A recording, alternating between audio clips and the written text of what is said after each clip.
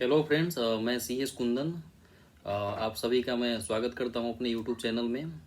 आज एक्चुअली जो हम क्लास लेने वाले हैं, ये क्लास टॉर्ट जो एक्ट है उस पे आधारित है, जो लॉ रिलेटिंग टू टॉर्ट्स है उस पे आधारित है। एक्चुअली जो न्यूली सिलेबस जो इंसर्ट किया गया है, जो न्यूली सिलेबस डिज़ाइन किया गया है CS EET के लिए, उसमें भी टॉर्ट एक्ट पढ़ना है बच्चों को।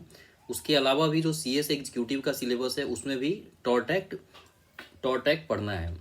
इसके अलावा भी अगर हम बात करें for the point of view of the professionals, tort के बारे में सब लोगों को एक बेसिक जानकारी होना जरूरी है। यह एक इम्पोर्टेंट एक्ट है। टॉर्ट का मतलब क्या होता है? ऐसे अगर हम फ्रेंच में टॉर्ट का मीनिंग देखें तो टॉर्ट का फ्रेंच में जो मीनिंग होता है वो रॉन्ग होता है। Wrong, wrong. और जो वर्ड एक्चुअली टॉर्ट है, tort derived from the Latin word टॉर्टम। The word tort derived from the Latin word टॉर्टम, which means which means which means wrong. इसका मतलब क्या होता है? रॉन्ग। तो जो टॉर्ट का जो मीनिंग होता है, बेसिकली इसका मीनिंग होता है रॉन्ग। लेकिन कैसा wrong? In respect of law अगर हम रॉन्ग की बात करें तो टॉर्ट का जो मीनिंग होता है वह सिविल रॉन्ग होता है। सिविल रॉन्ग होता है। तो इसी के आधार पे इस टॉर्ट एक्ट को बनाया गया है। तो टॉर्ट एक्ट एक्चुअली बेसिकली आधारित है 1868 ईस्वी में एक केस हुआ था रीलैंड वर्सेस फ्लेचर के बीच में। तो जब रीलैंड वर्सेस फ्लेचर का जब केस हुआ, ठीक है, 1868 में, 1868 में, उसमें स्ट्रिक्ट लाइबिलिटी की डेफिनेशन जो है डिराइव्ड हुई थी वहां से। स्ट्रिक्ट लाइबिलिटी का जो डेफिनेशन होता है कि वैसा लाइबिलिटी जो without any fault, without any negligence अगर किसी पार्टी पे इम्पोज किया जाए तो उस तरह की लाइबिलिटी को हम स्ट्रिक्ट लाइबिलिटी कहते हैं। अभी अगर हम टॉर्ट की बात करें तो टॉर्ट का सिंपल मीनिंग है सिविल रॉन्ग। Civil wrong. अब कौन कौन सी ऐसे बातें हैं, कौन कौन सी ऐसी बातें हैं जो टॉर्ट में कवर होता है? टॉर्ट में कवर होता है। सपोज करो कि अगर किसी का फॉल्स इंप्रिजनमेंट हो जाता है, मतलब किसी व्यक्ति को दोषी ठहराया जाता है, कोर्ट के द्वारा ऑर्डर उसके अगेंस्ट में पास कर दिया जाता है और वह व्यक्ति क्या होता है, 10 साल जेल में सजा काट लेता है। लेकिन 10 साल जेल में सजा काटने के बाद उसे पता चलता है कि मैं इस केस में क्या था, कन्विक्टेड नहीं था। फिर क्या होता है कि कोर्ट इस चीज को एक्सेप्ट करती है कि हाँ, इनको गलत तरीके से सजा दिया गया। तो हमारा कहना है कि जो व्यक्ति ऑलरेडी 10 साल सजा काट चुका है, दो व्यक्ति ऑलरेडी 10 साल सजा काट चुका है, उन्हें क्या रिमेडी दिया जाएगा? उनको रिमेडी तो मिलना चाहिए, क्योंकि कहीं ना कहीं उनको गलत तरीके से फंसाया गया था। तो हमारा कहना है कि जिन लोगों ने भी गलत तरीके से फंसाया है उनके अगेंस्ट में क्या क्रिमिनल प्रोसीडिंग होगा या सिविल प्रोसीडिंग होगा? ध्यान रखे बात, हमने क्या बोला? टॉर्ट का मीनिंग होता है सिविल रॉन्ग। यानी 10 साल जेल में सजा काटने के वजह से उस व्यक्ति का, जिसने जेल में सजा काटा है, उसका जो भी मॉनिटरी कंसिडरेशन में पैसे के रूप में जो भी नुकसान हुआ है, यह अमाउंट कौन डिसाइड करेगी? इस अमाउंट को कोर्ट के द्वारा ही डिसाइड किया जाएगा। तो जो भी डैमेज हुआ है उस डैमेज की भुगतान जिस व्यक्ति के वजह से हुआ है उस व्यक्ति के द्वारा उस पर्सन को किया जाएगा जो जेल में सजा काटे हैं। उसके बाद एक वर्ड आपने सुना होगा, डिफेमेशन, मानहानि। मानहानि मतलब बहुत सारे ऐसे लोग हैं, चाहे सभी लोग की अगर हम बात करें तो सब लोगों की क्या होती है, कुछ ना कुछ मार्केट में गुडविल होता है, रेपुटेशन होता है। अगर आप आर्टिकल 21 पढ़ेंगे इंडियन कॉन्स्टिट्यूशन का, जो पर्सनल लाइफ एंड लिबर्टी की बात करता है ना, जो क्या करता है, पर्सनल लाइफ एंड लिबर्टी की बात करता है। तो पर्सनल लाइफ एंड लिबर्टी को अगर आप बेहतर तरीके से समझने की कोशिश करेंगे तो उसमें मोरलिटी और डिसेंसी का अधिकार भी हमको दिया गया है। यानी अगर हम being a citizen of India बात करें, अगर मैं भारत का नागरिक हूं तो मुझे एक सम्मान पूर्वक अधिकार है, मुझे सम्मान पूर्वक समाज में जीने का अधिकार है। किसी को भी अधिकार नहीं है कि मेरे अगेंस्ट में कोई गलत तथ्यों का बखान करे या मेरे अगेंस्ट में कुछ ऐसा गलत बोला जाए जिससे मेरे रेपुटेशन और गुडविल पे कोई फर्क पड़ता है। तो जैसे मान लेते हैं कि विराट कोहली है, सचिन तेंदुलकर है, अमिताभ बच्चन है, इन लोगों का क्या है कि मार्केट में कोई एक वैल्यू है। ये क्या होते हैं, बहुत सारे प्रोडक्ट के लिए क्या है, एज ए ब्रांड एम्बेसडर काम करते हैं। तो मान लेते हैं कि अगर किसी व्यक्ति ने अमिताभ बच्चन के लिए अगर किसी अभद्र टिप्पणी किया, कोई अभद्र टिप्पणी किया, किसी गलत तथ्य को सोशल मीडिया पे वायरल किया, ऐसे केस में अगर उनका मार्केट में गुडविल खराब होता है अगेन, तो इसको भी टॉर्ट का पार्ट माना गया है। और अगेन अमिताभ बच्चन, ठीक है, अमिताभ बच्चन का जो भी मार्केट में क्या होगा, वैल्यू डिक्रीज होगा, उस तरह के वैल्यू को क्या कर सकते हैं, वो रिकवर कर सकते हैं। यानी वो कोर्ट जा सकते हैं और कोर्ट जाने के बाद जब वो सूट फाइल करेंगे तो उनका जो भी मॉनेटरी टर्म में नुकसान हुआ है उस तरह के नुकसान की भरपाई कोर्ट के द्वारा किया जाएगा। तो बेसिकली जो इतना हमने डिस्कशन किया है ना, उसके बाद मैलिशियस प्रोसिक्यूशन होता है, गलत तरीके से झूठे केस में फंसाया जाना भी एक टॉर्ट का पार्ट माना जाता है।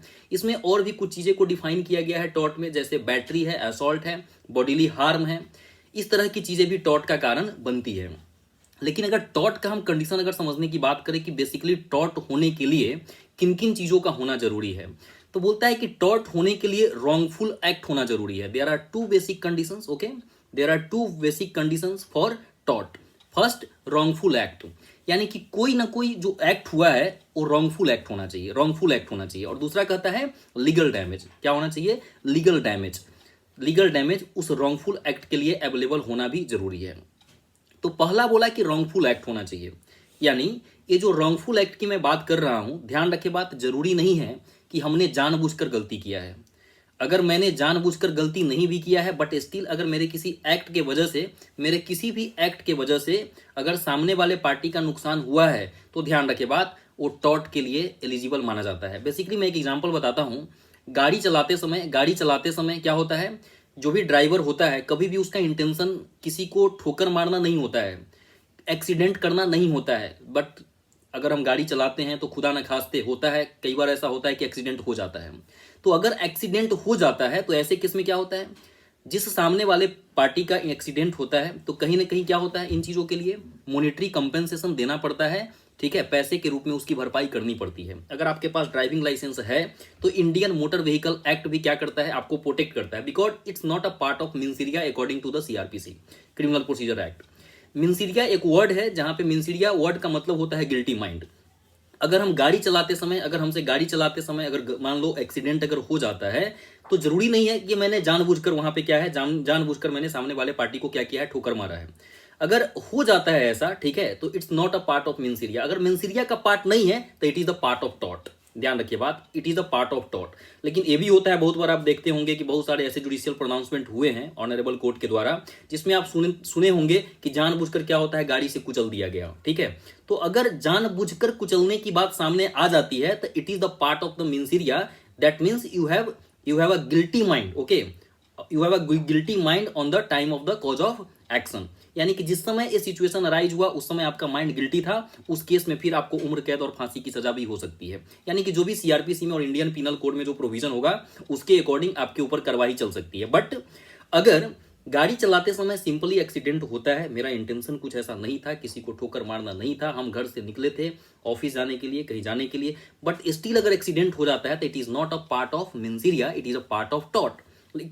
लेकिन अगर एक्सीडेंट हो जाता है तो जिस किसी का भी एक्सीडेंट होता है, ध्यान रखिए बात, आपको उसे मॉनेटरी कंपेंसेशन देना पड़ेगा, उसका इलाज करवाना पड़ेगा, जो भी कंपेंसेशन बनता है उस कंपेंसेशन की भरपाई आपको करना पड़ेगा। इन्हीं सब चीजों के लिए इंडियन मोटर व्हीकल एक्ट में इंश्योरेंस का प्रोविजन है, ठीक है, इंश्योरेंस का प्रोविजन है, ताकि कभी ऐसा नहीं हो कि किसी सामने वाले व्यक्ति का कोई नुकसान हो, और नुकसान हो तो किसी पार्टी के लिए बर्डन नहीं बने। उस बर्डन को हैंडल कौन करता है, इंश्योरेंस कंपनी हैंडल करती है। तो ये सब बेसिक कुछ तथ्य हैं टॉर्ट के लिए। हमने again, tort is a word, okay, which means civil wrong. The word tort derive from the Latin word which means क्या होता है, सिविल रॉन्ग। टॉर्ट जो है टॉर्टम से डिराइव किया गया है, जिसका मीनिंग होता है सिविल रॉन्ग। और जैसे ही वर्ड सिविल आ गया, आप समझ जाना इसमें कंपेंसेशन की बात है, मुआवजे की बात है। There is no any criminal action to be taken under tort. Tort में हम जो भी बात करेंगे यह सिविल मैटर होगा। और जैसे ही मैं सिविल मैटर की बात करता हूं, आपको यह समझ आता होगा कि सिविल का मतलब होता है इस तरह के लॉ में कोई सजा का प्रावधान नहीं होता है, केवल और केवल क्या होता है, इसमें कंपेंसेशन ग्रांट किए जाते हैं, ओके। हमने कहा कि टॉर्ट होने के लिए दो कंडीशन अप्लाई होना जरूरी है। एक, रॉन्गफुल एक्ट। हम कैसे समझेंगे कि रॉन्गफुल एक्ट है? रॉन्गफुल एक्ट तब माना जाएगा जब मेरे किसी एक्ट के वजह से सामने वाले पार्टी का नुकसान होता है, मेरे किसी एक्ट के वजह से सामने वाली पार्टी का नुकसान होता है। मैंने एक एग्जांपल तो बाइक से एक्सीडेंट बताया या कार से एक्सीडेंट बताया, कि अगर मेरे गाड़ी के द्वारा किसी का एक्सीडेंट हो जाता है तो ये रॉन्गफुल एक्ट माना जाएगा, भले ही ये act without intention and without negligence है, फिर भी इसको रॉन्गफुल एक्ट माना जाएगा। तो पहला कंडीशन सेटिस्फाइड होता है कि रॉन्गफुल एक्ट टॉर्ट के लिए होना जरूरी है। सेकेंड थिंग इज दैट, हमने कहा कि लीगल डैमेज भी, यानी कि हमने जो काम किया है उसके लिए लीगल डैमेज का अवेलेबल होना भी जरूरी है। जब तक उस रॉन्गफुल एक्ट के लिए कानून में लीगल डैमेज का प्रावधान नहीं होगा, तब तक उस रॉन्गफुल एक्ट को टॉर्ट नहीं माना जाएगा। गौर से सुनिएगा, थोड़ा सा टेक्निकल पार्ट है। हमारा कहना है कि उस रॉन्गफुल एक्ट को ठीक है, तब तक टॉर्ट के लिए लायबल नहीं माना जाएगा जब तक कि उसके लिए लीगल डैमेज अवेलेबल नहीं हो। अब लीगल डैमेज क्या होता है, इसके लिए टॉर्ट में दो बात कही गई है। लीगल डैमेज को हम कैसे डिफाइन करें, इसके लिए टॉर्ट में दो बातें कही गई है, दो तरह की डॉक्ट्रिन को डिफाइन किया गया है। एक है डैमनम सीने इंजूरिया और दूसरा है इंजूरिया सीने डैमनम। एक है डैमनम सीने इंजूरिया और दूसरा है injuria sine damnum. Damnum sine injuria का मतलब होता है damage without injury, damage without injury, right, damage without injury. और इंजूरिया सीने डैमनम का मतलब है इंजुरी विदाउट डैमेज। गौर से सुनिएगा, तो जो डैमनम सीने इंजूरिया है, डैमेज विदाउट इंजुरी की बात है, डैमेज विदाउट इंजुरी की बात है, उस केस में लीगल डैमेज ग्रांट नहीं किया जाएगा। उस समय लीगल डैमेज ग्रांट नहीं किया जाएगा। डैमेज विदाउट इंजुरी, मैं एक एग्जांपल बताता हूं, आपको समझ में आ जाएगा कि डैमेज विदाउट इंजुरी का मतलब क्या होता है। सपोज करो कि मेरी एक किराना का शॉप, किराने की दुकान है, मैं एक किराना का दुकान खोल करके मैं एक शॉपिंग कर, मतलब मैं एक शॉपकीपर हूं। तो मेरी एक किराना की दुकान अभी थी वहां पे जहां पे भी थी, ठीक है। हुआ क्या कि मेरे सामने जस्ट अपोजिट में एक और किराना की दुकान खुल गया, एक और किराना का दुकान मेरे सामने, मतलब मेरे दुकान के सामने खुल गया।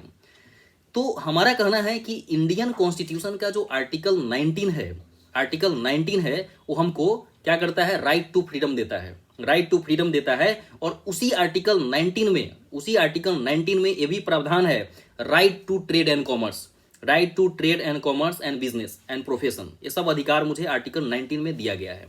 तो हमारा कहना है कि मेरी अगर पहले से दुकान थी, किराने की दुकान थी, तो सामने वाले व्यक्ति ने, जिसने भी किराने की दुकान खोला है, उनका भी एक कॉन्स्टिट्यूशनल राइट था, फंडामेंटल राइट है कि वो भी किराना का दुकान खोल सकते हैं, कोई दिक्कत नहीं है। हमने क्या कहा, damnum sine injuria, that means damage without injury. मेरे किराने के दुकान के सामने अगर कोई किराना दुकान खुलता है तो मेरा डैमेज हो रहा है कि नहीं हो रहा है, डैमेज हो रहा है, डैमेज है, डैमेज विदाउट इंजुरी। लेकिन क्या हमारा कोई इंजुरी हुआ है, क्या हमको किसी तरीके से इंजर्ड किया गया है? आंसर इज नो, हमारा कुछ इंजुरी नहीं हुआ है लेकिन डैमेज हुआ है। तो जब डैमनम सीने इंजूरिया होगा, यानी कि जब डैमेज विदाउट इंजुरी होगा, उस केस में ये टॉर्ट नहीं माना जाएगा, उस केस में टॉर्ट नहीं माना जाएगा। That means in case of damnum sine injuria there is no legal remedy available under the act of tort. इस केस में हमको कोई लीगल रिमेडी अवेलेबल नहीं कराया जाएगा, हमको कोई रिमेडी नहीं दिया जाएगा। But in case of injuria sine damnum, but in case of injuria sine damnum it is amount to legal damages. अगर यही चीज इंजूरिया सीने डैमनम होगा तब इसके लिए क्या होगा, लीगल डैमेज अवेलेबल होगा। और जैसे ही लीगल डैमेज होगा इसको टॉर्ट माना जाएगा, टॉर्ट माना जाएगा। यानी कि for the purpose of tort injuria sine damnum is a relevant doctrine. Okay, अब इंजूरिया सीने डैमनम का मतलब क्या है? इंजूरिया सीने डैमनम का मतलब है इंजुरी विदाउट डैमेज। यहां पे डैमेज नहीं है लेकिन इंजर्ड करने की बात है। जैसे मैं एग्जांपल बताता हूं, सपोज कीजिए कि वोटिंग होना है। मैंने क्या किया, किसी पर्सन को वोटिंग के दिन क्या किया, एक कमरे में बंद कर दिया। बहुत सारे ऐसे दबंग लोग होते हैं जो क्या करते हैं, मनमानी करते हैं। तो वोटिंग के दिन किसी पार्टिकुलर पर्सन को वोटिंग के लिए मना करना, किसी तरीके से वोट नहीं करने देना, okay, that is injury because it's a harm of fundamental rights. एक ऐसा अधिकार का हनन है, ये फंडामेंटल राइट्स का हनन है। अगेन मैं आर्टिकल 21 का रेफरेंस देना चाहूंगा कि पर्सनल लाइफ एंड लिबर्टी की जहां पे बात आती है, मुझे राइट टू वोट भी है, मुझे राइट टू वोट भी इंडियन कॉन्स्टिट्यूशन देता है। इसलिए no one can entitle to forced और प्रोहिबिट, ठीक है, प्रोहिबिट टू क्या, किसके लिए, कि हमको आप वोट नहीं देने देंगे, इसके लिए आप हमको प्रोहिबिट नहीं कर सकते हैं, आप हमको इसके लिए फोर्स नहीं कर सकते हैं। यानी किसी व्यक्ति के फंडामेंटल राइट से हनन किया जाना, ये क्या माना जाएगा, इंजूरिया सीने डैमनम माना जाएगा। मैंने पहले वाले केस में यानी डैमनम सीने इंजूरिया के केस में एक दुकान का एग्जांपल दिया था। सपोज करो कि मेरे दुकान के सामने अगर कोई दुकान खोल रहा है, ओके, और अगर जबरदस्ती मैं उसको दुकान नहीं खोलने दे रहा हूं, again it is a part of injuria sine damnum. ये क्या बन जाएगा, इंजूरिया सीने डैमनम। मेरा कोई अधिकार ही नहीं है कि मैं किसी को प्रोहिबिट करूंगा, और मैं अगर ऐसा करता हूं तो ये क्या माना जाएगा, इंजूरिया सीने डैमनम माना जाएगा। क्यों? क्योंकि मैं उसके फंडामेंटल राइट का हनन कर रहा हूं, मैं उसके फंडामेंटल राइट का हनन कर रहा हूं जो कि इंडियन कॉन्स्टिट्यूशन उसको पहले से ग्रांट करके दिया है।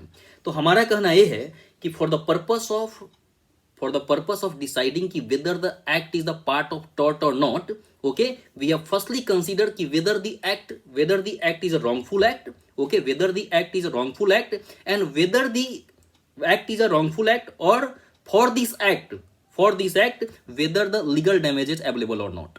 पहला तो हमने कहा कि wrongful act है या नहीं, हमने उसको ही बताया कि wrongful act कैसे कंसीडर करेंगे, यानी हमारे वजह से किसी का नुकसान हुआ है तो रॉन्गफुल एक्ट है, चाहे वो इंटेंशनली हो अनइंटेंशनली हो।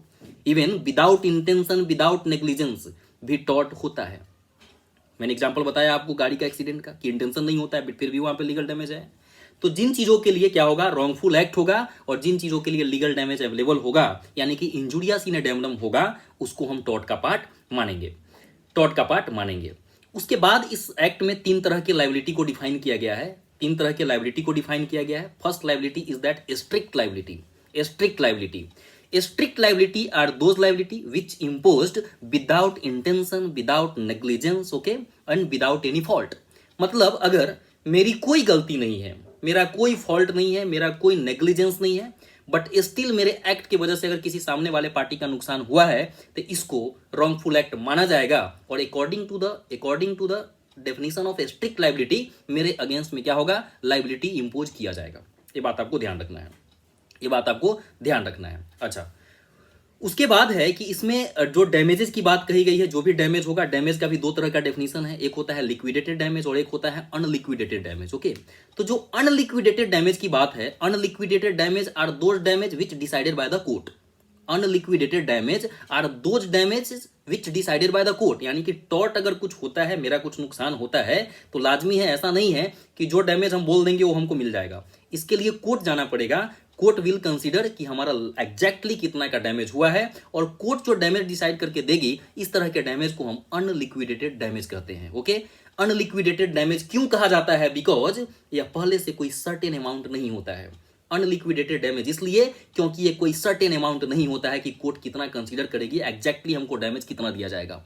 और जो पार्टी के बीच में कंसीडर किया जाता है, जिस डैमेज को पार्टी के बीच में कंसीडर किया जाता है, इस तरह के डैमेज को हम लिक्विडेटेड डैमेज कहते हैं। जैसे मान लेते हैं कि हम एक पार्टनरशिप डीड बनाते हैं, उस पार्टनरशिप डीड में लिखा हुआ है कि either of the party if makes any default in respect of the business of the partnership firm, then the partner of the firm liable for rupees 10,000, liable for penalty of rupees 10,000।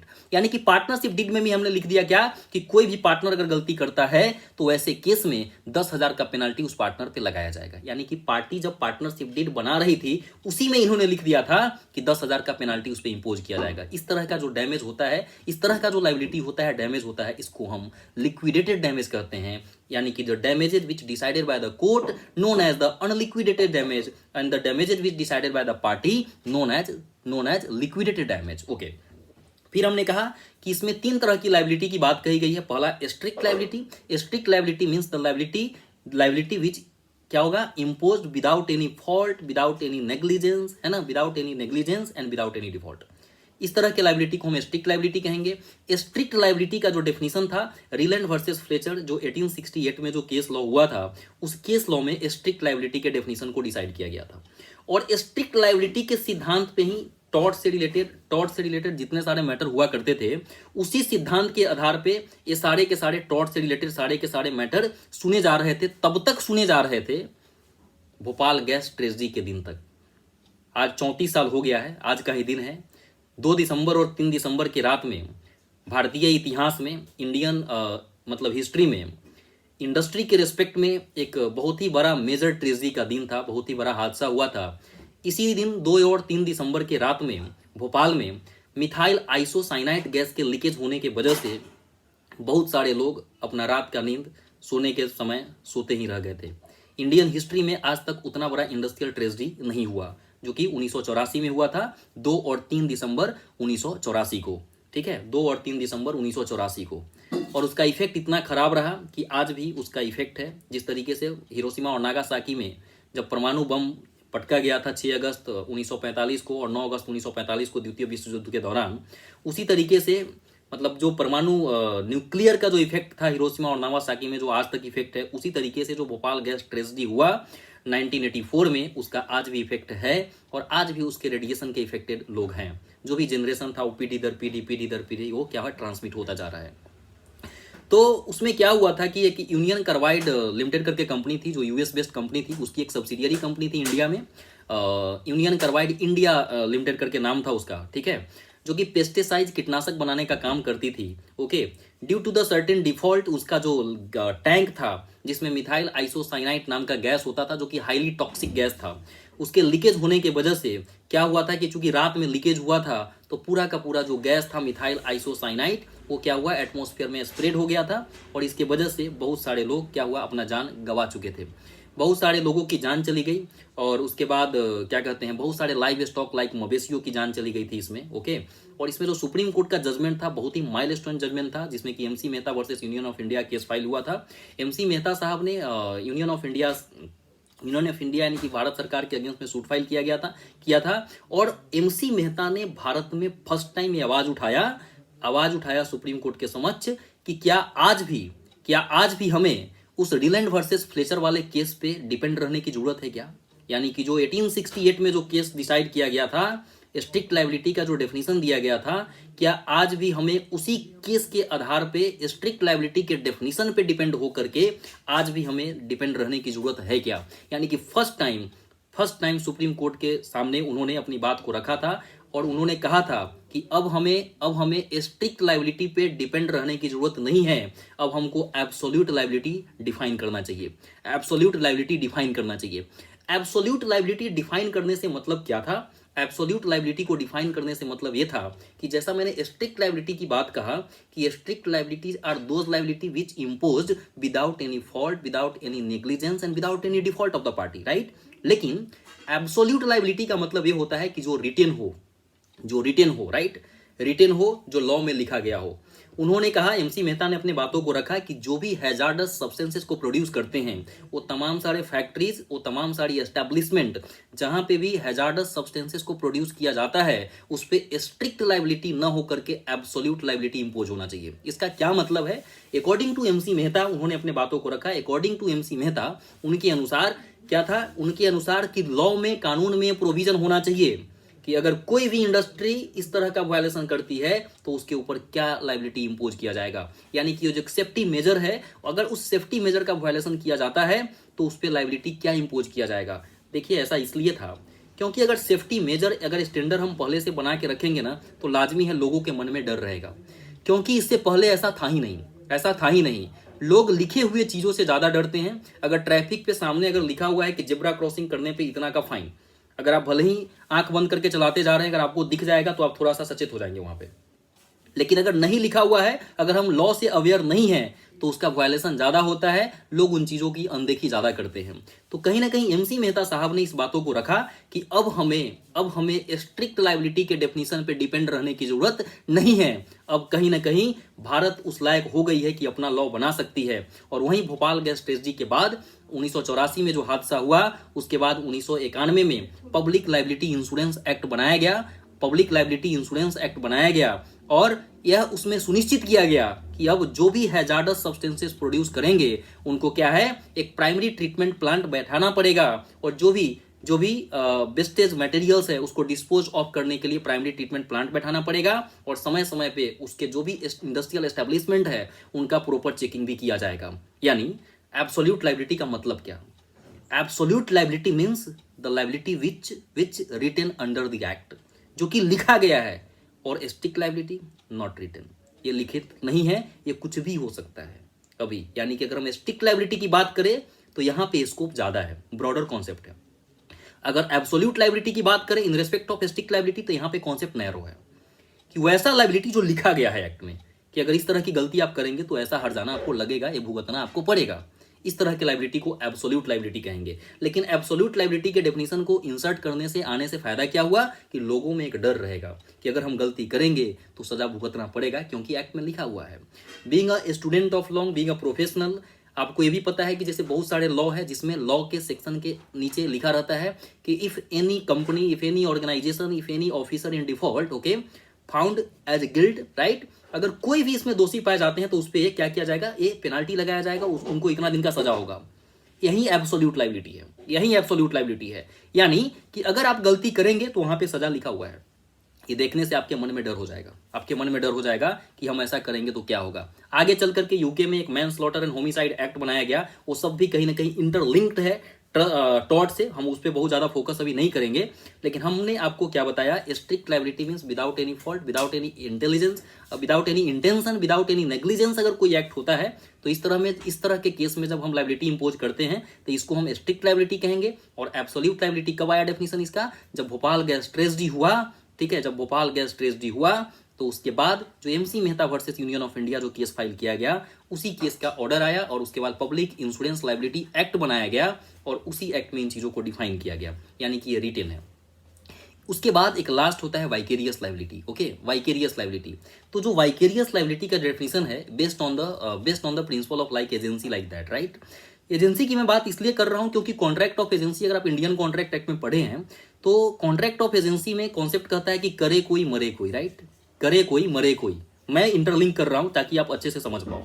Contract of agency में provision क्या कहता है, करे कोई मरे कोई। Vicarious liability भी कुछ ऐसा ही है कि गलती कोई और करता है और भुगतता कोई और है, गलती कोई और करता है और यहाँ पे भुगतता कोई और है। ओके, किसमें, वाइकेरियस लायबिलिटी में। जैसे मास्टर और सर्वेंट का रिलेशन, मास्टर और सर्वेंट का रिलेशन, गलती सर्वेंट करता है, भुगतना मास्टर को पड़ता है। सपोज करो कि तुम्हारा अगर कार का ड्राइवर है, तुम्हारा अगर कार का ड्राइवर है, कार के ड्राइवर ने आपके घर के किसी काम के लिए कार लेकर के बाहर निकला, मार्केट में निकला, और अगर कार का एक्सीडेंट हो जाता है, किसी पार्टिकुलर पर्सन को ठोकर लग जाती है, तो इस केस में who is responsible for that, whether the driver is responsible for that or the owner of the car is responsible for that, definitely the owner of the car is responsible for that। तो कहने का मतलब है गलती वहां driver से हुई, लेकिन भुगत कौन रहा है, उसका मालिक। तो कहने का मतलब है इम्प्लॉय अगर ड्यूरिंग द वर्किंग अगर इम्प्लॉय कुछ गलती कर देता है, भुगतना किसको पड़ता है, इम्प्लॉयर को।